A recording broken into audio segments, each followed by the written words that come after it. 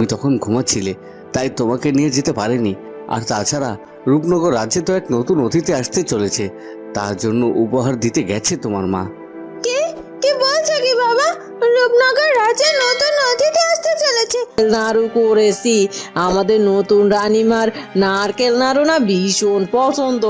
আর তাছাড়া যে সে সন্তান সম্ভবা, এই সময় তার কত কিছু খেতে ইচ্ছে করবে, এটা দিলে বরং খুশি হবে।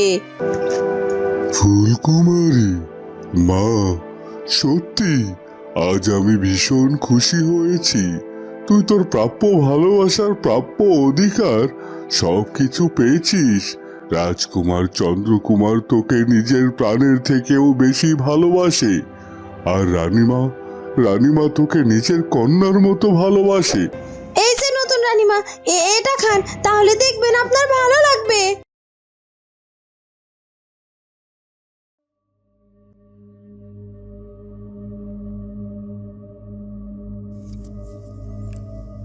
একই সেনাপতি মশাই, আপনি?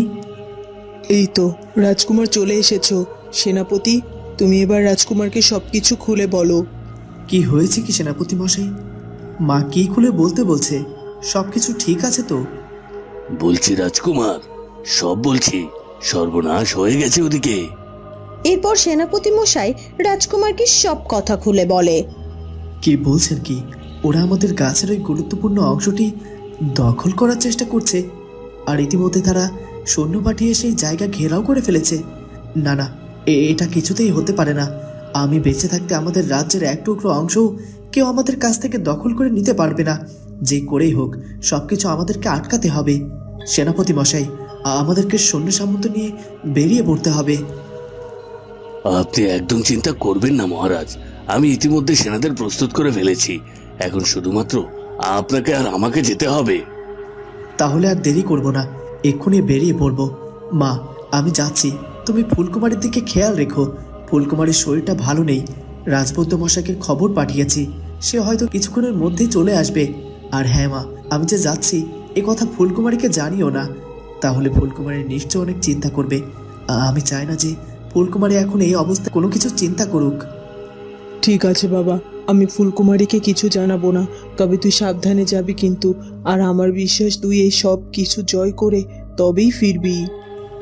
হ্যাঁ মা, জয় আমাদেরই হবে, তুমি শুধু প্রার্থনা করো। আমি এখন আসছি। এরপর রাজকুমার সেনাপতিকে সাথে নিয়ে সেখান থেকে চলে যায়। হে বিধাতা, আমার চন্দ্রকুমারের উপর সদয় হও, ও যেন জয়ী হয়ে তাড়াতাড়ি ফিরে আসতে পারে।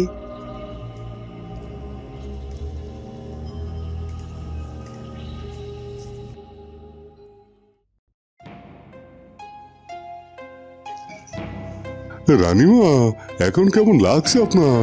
শরীর এখন ঠিক আছে তো? হ্যাঁ রাজবৈদ্য, এখন কিছুটা ভালো লাগছে। আসলে হঠাৎ করে যে আমার কি হলো তখন কিছুই বুঝতে পারলাম না। হঠাৎ করে মাথাটা ঘুরে শরীরের মধ্যে কেমন যেন কাঁপতে শুরু করলো, আর আমার অস্থিরতা কাজ করছিল। মনে হচ্ছিল আমি হয়তো আর একটু মাটিতে দাঁড়িয়ে থাকতে পারবো না, যখন তখন মাটিতে পড়ে যাব। বড্ড দুর্বল লাগছিল আমার। রানীমা, চিন্তার কোনো কারণ নেই। আসলে এই সময় এরকম হতেই পারে। আর তাছাড়া আপনি তো সারাক্ষণ খাওয়া দাওয়া ঠিক মতো করেন না, যার কারণে দুর্বলতা কাজ করেছে আপনার শরীরে। আর সময়ও খুব কাছে ঘনিয়ে এসেছে। এই সময় আপনাকে আরো সাবধানে থাকতে হবে। আর হ্যাঁ, এখন থেকে আপনাকে পরিপূর্ণ বিশ্রামে থাকতে হবে। বলতে গেলে এই বিছানায় শুয়ে থাকতে হবে। এসব কি বলছেন কি রাজবৈদ্য? এইভাবে সারাক্ষণ কি বিছানায় শুয়ে থাকা যায়? আমি কিভাবে দিন পার করব বলুন তো? আমার কত কাজ আছে। নতুন রানীমা, আপনাকে এখন সমস্ত কাজ বাদ দিয়ে আপনার নিজের সন্তানের কথা চিন্তা করতে হবে ও পরিপূর্ণ বিশ্রামে থাকতে হবে। আর এটাই যদি আপনি না মানেন, তাহলে আপনার শরীরের অবস্থা আরো বেশি খারাপ হতে পারে। তখন এমন পরিস্থিতি হতে পারে যে সব কিছু আমাদের হাতের নাগালের বাইরে চলে যেতে পারে। আর তাছাড়া এতটা দিন পর আপনি মা হতে চলেছেন, আপনাকে তো সাবধানে থাকতেই হবে রানীমা। আর আমার কথাটা একটু দয়া করে মানার চেষ্টা করবেন। ঠিক আছে রাজবৈদ্য, আপনি যেটা বলবেন সেটাই হবে।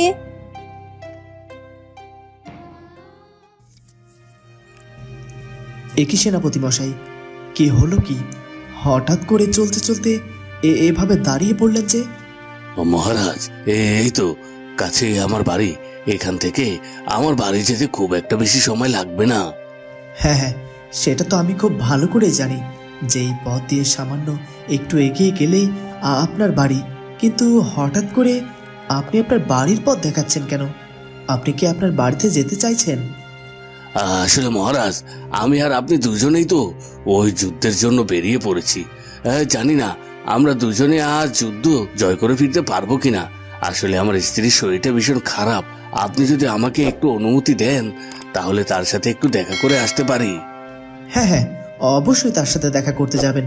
আর তাছাড়া আপনি চিন্তা করবেন না, এই যুদ্ধ সামান্য যুদ্ধ, এই যুদ্ধে আমরা জয়ী হয়ে ফিরে আসব। আপনি একদম চিন্তা করবেন না। আমি জানি মহারাজ, আপনার মতো একজন বীর রাজা সাথে থাকলে আমাদের কেউ হারাতে পারবে না। কিন্তু তারপরও মনটা ভীষণ ছটফট করছে। মনে হচ্ছে বউয়ের মুখখানে একবার দেখে যাই। আচ্ছা আচ্ছা, ঠিক আছে, আপনি যান। আমি তাহলে ওদিকে দেখি অন্যদের প্রস্তুতি কতটুকু হলো। তবে হ্যাঁ, তাড়াতাড়ি ফিরবেন, কিন্তু একটু দেরি করবেন না। ঠিক আছে মহারাজ, আমি যাবো আর এক্ষুনি ফিরে আসবো। এ কথা বলে সেনাপতি তাড়াতাড়ি করে সেখান থেকে চলে যায়।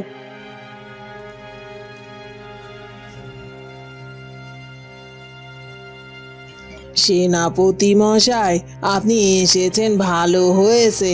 আসলে আপনার স্ত্রীর শরীরটা খুব একটা ভালো নয়। আমার মনে হয় এখন তার পাশে দাঁড়ানো দরকার আপনার।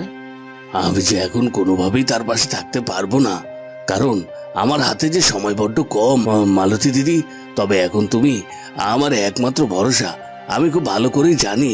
আর খুব বেশি একটা সময় বাকি নেই, আর তাই তোমাকে আমার স্ত্রীর কাছেই থাকতে হবে। আর হ্যাঁ, যামিনীকে ঠিকঠাক খেয়াল রাখবে, ওর যেন কোনো ক্ষতি না হয়। আর তাছাড়া তোমাকে আমি যেভাবে যেভাবে বলেছি তুমি সেভাবেই কাজ করবে, কিন্তু তাহলেই হবে। আর তোমার কাছে তো অর্থ করি দেয়া আছে, যখন যেভাবে প্রয়োজন তখন সেটা সেভাবে খরচ করো, কেমন? আর যামিনীকে বলো আমি খুব তাড়াতাড়ি ফিরে আসবো। আমি এখন আসছি। ঠিক আছে, তাহলে আপনি বেরিয়ে পড়ুন। তবে চেষ্টা করবেন তাড়াতাড়ি ফিরে আসার, কারণ আপনি উপস্থিত থাকলে সেটা সব থেকে বেশি ভালো হবে। আচ্ছা আচ্ছা, ঠিক আছে, আমি চেষ্টা করব তাড়াতাড়ি ফিরে আসার। এখন তুমি আমার একমাত্র ভরসা, তুমি আমার ভরসাটা রেখো।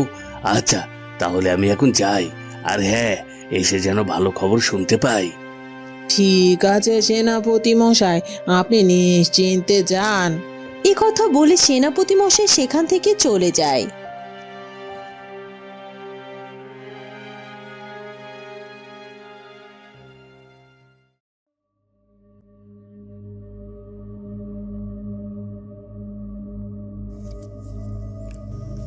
বড্ড দেরি হয়ে গেল আমাদের, কিন্তু আর একটুও দেরি করা ঠিক হচ্ছে না। চলুন তাড়াতাড়ি আমরা রওনা দেই। এখন ওদিকে কি অবস্থা আমার বড্ড চিন্তা হচ্ছে। মহারাজ, ক্ষমা করবেন, আমার কিছুটা দেরি হয়ে গেল। তবে আপনি চিন্তা করবেন না, ওদিকে যে অবস্থাই হোক না কেন আমরা ওদেরকে প্রতিহত করে আমাদের যুদ্ধ জয় করে আমাদের নিজেদের জায়গা আমরা নিজেরা বুঝে নিয়ে তবেই ফিরে আসবো। হ্যাঁ সেনাপতি মশাই, আপনার মতো একজন বীর সাহসী সেনাপতি আছে দেখে আমি এতটা শক্তি পাই। চলুন তাহলে বেরিয়ে পড়ি।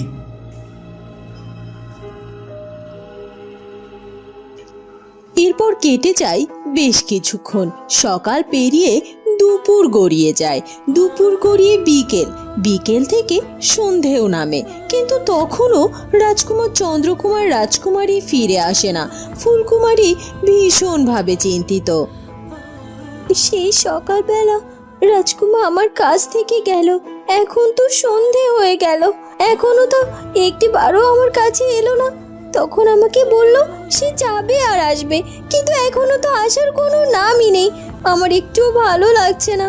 আমাকে বলে গেল আমি যেন এই বিছানায় শুয়ে শুয়ে বিশ্রাম করি, এখান থেকে যেন এক পা কোথাও না যায়। কিন্তু এখানে আর কতক্ষণ এভাবে একা একা শুয়ে থাকবো? আমার রাজকুমার কেন আর একবারও আমার কাছে এলো না সেটাও বুঝতে পারছি না। সে কি আবার কোনো কারণে কোনো কাজে ব্যস্ত হয়ে পড়েছে? হ্যাঁ হ্যাঁ, সেটাই হবে। সে যে কাজ পাগল লোক, কখনো কোনো কাজ সামনে এলে সে কাজ সম্পূর্ণ না করে তার মাথায় যেন হুঁশই থাকে না, আর সে কাজ করতে করতে সে আমার কথাও ভুলে গেছে। কিন্তু এখন তো তার আমার কথা মাথায় রাখতেই হবে। আমার শরীরটা এতটা অসুস্থ, রাজকুমার আমার পাশে থাকলে আমার কতটা ভালো লাগে সেটা তাকে বোঝাতেই পারছি না। আমি বরং এক কাজ করি, দাসীকে বলি দাসী যেন আমার রাজকুমারকে আমার কাছে ডেকে দেয়। কিন্তু দাস দাসী কোথায়? তাদেরকে তো দেখতেই পাচ্ছি না আশেপাশে। এক কাজ করি, আমি একটু ডেকে দেখি দাসীকে। দাসী, দাসী, দাসী, তুমি কি আমার কথা শুনতে পাচ্ছ? দাসী, দাসী কোথায় তুমি? এ কি, দাসী তো আমার কথার সাড়াই দিচ্ছে না। সে মনে হয় আমার কথা শুনতেই পাচ্ছে না। আশেপাশে হয়তো নেই, দাসী মনে হয় কোনো কাজে ব্যস্ত। আমি এক কাজ করি, আমি বরং আস্তে আস্তে একটু বিছানা ছেড়ে উঠে এগিয়ে গিয়ে দেখি না যে রাজকুমার কোথায় আছে। আস্তে আস্তে পা টিপে টিপে গেলে খুব একটা কিছু হবে না আমার। এ কথা বলে ফুলকুমারী বিছানা থেকে উঠে দাঁড়ায় আর আস্তে আস্তে করে হেঁটে কক্ষ থেকে বেরিয়ে যায়।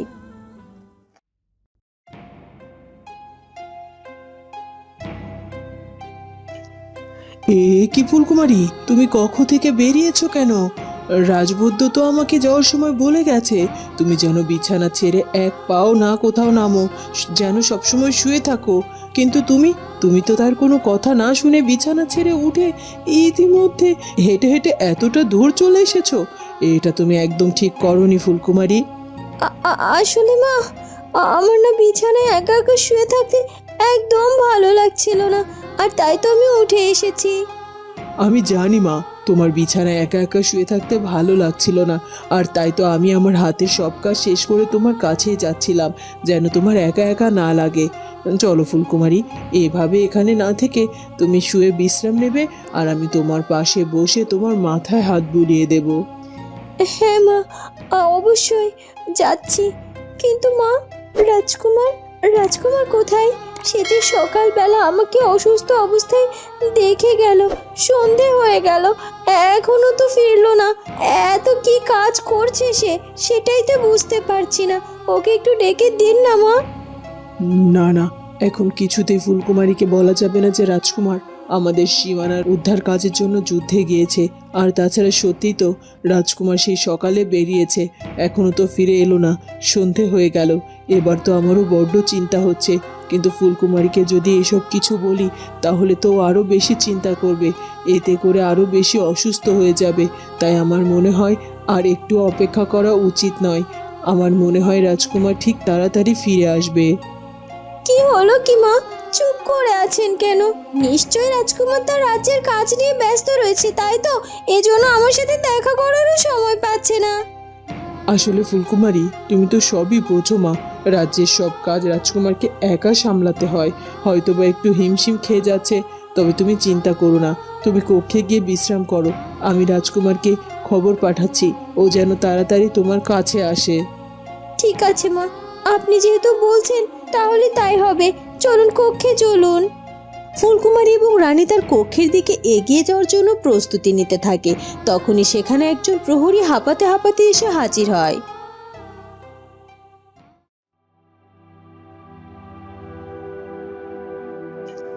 রানীমা, রানীমা, সর্বনাশ হয়ে গেছে। কি বলছো কি প্রহরী? সর্বনাশ হয়ে গেছে মানে? কি সর্বনাশ হয়েছে? বলো, বলো আমাকে। না না ফুলকুমারী, কোনো সর্বনাশ হয়নি মা। নিশ্চয় প্রহরী কোনো একটা খবর দেওয়ার জন্য এসেছে, তোমাকে সেটা শুনতে হবে না। তুমি কক্ষে গিয়ে বিশ্রাম নাও, আমি প্রহরীর সাথে কথা বলে তারপর আসছি। আপনি একা কেন প্রহরীর সাথে কথা বলবেন? আমি তো এখানে দাঁড়িয়ে আছি, আমি স্থির হয়ে দাঁড়িয়ে আছি মা। প্রহরী, তুমি সবকিছু আমাকে খুলে বলো তো, কি হয়েছে? আমার রাজকুমার, আমার রাজকুমার ঠিক আছে তো? ক্ষমা করবেন, ক্ষমা করবেন রানীমা। আসলে এই খবরটা নিয়ে আসতে আমি বাধ্য হলাম। মহারাজার সেনাপতি মশাই তো আমাদের রাজ্যের সীমানার ওই অংশ উদ্ধার করার জন্য ওই সৈন্যদের সাথে লড়াই করছিল, আর সাথে কিছু সৈন্যও নিয়ে গিয়েছিল। কিন্তু অন্য রাজ্যের সৈন্যরা আমাদের রাজ্যের সব সৈন্যদেরকে পরাজিত করে ফেলেছে। কি কি বলছো কি? আমার রাজকুমার সেনাপতি মশাইয়ের সাথে সীমান্ত উদ্ধারের জন্য যুদ্ধ করতে গিয়েছে। আর এই খবরটা আমি জানি না, আমাকে কেউ এই খবর দেয়নি। আমি মনে মনে আমার রাজকুমারের জন্য অপেক্ষা করছি, আর তুমি বলছো যে ওই শত্রু রাজ্যের সৈন্যরা আমাদের রাজ্যের সব সৈন্যকে পরাজিত করে ফেলেছে। তাহলে তাহলে আমার রাজকুমার আর সেনাপতি মশাই, তাদের তাদের কি অবস্থা? বলো প্রহরী, বলো। আসলে রানীমা, একজন প্রহরী কোনো রকম ওখান থেকে পালিয়ে এসেছে। ওদের সৈন্যবাহিনী নাকি আমাদের রাজকুমার এবং সেনাপতি দুজনকে আটক করে ফেলেছে। এখন কি হবে? মহা বিপদ ঘটে যাবে তো। না না, এইসব তুমি কি বলছো? এটা কিছুতেই হতে পারে না, আমার রাজকুমার পরাজিত হতে পারে না। ওর কোনো ক্ষতি হবে না, ও একজন বীর, ও জয়ী হবে, রাজকুমার। এই কথা বলে ফুলকুমারী হঠাৎ করে মাথা ঘুরে মাটিতে পড়ে যায় আর অজ্ঞান হয়ে যায়। রানীমা ফুলকুমারী এই অবস্থা দেখে ভীষণ ভয় পেয়ে যায়। কি হয়ে গেল? ফুলকুমারী, কি হলো? ফুলকুমারী, তোমার একই অবস্থা হলো? তুমি এই অবস্থায় পড়ে গেলে কেন? এখন কি করব আমি? প্রহরী, তুমি দাঁড়িয়ে আছো কেন? যাও, এক্ষুনি রাজবৈদ্য মশাইকে খবর দাও, যেন এক্ষুনি এই মুহূর্তে তিনি এখানে এসে হাজির হয়। কোনো রকমে যেন একটুও দেরি না করে। ফুলকুমারীর শরীরের অবস্থা বড্ড খারাপ। আগে রানীমা, আমি এক্ষুনি যাচ্ছি, আপনি চিন্তা করবেন না।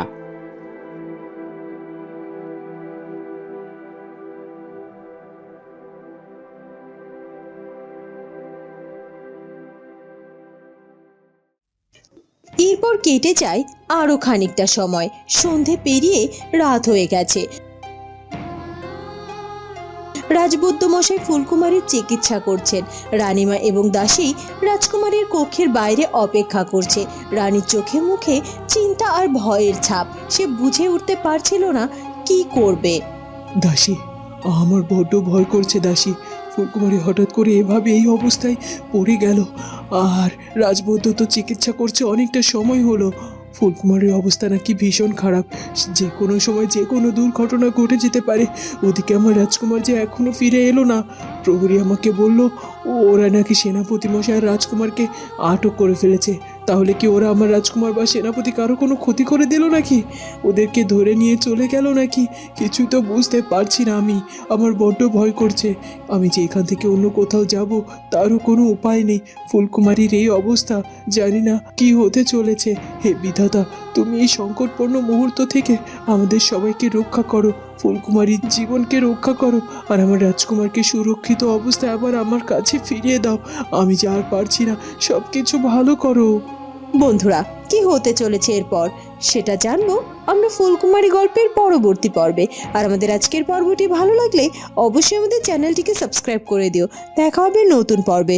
ধন্যবাদ।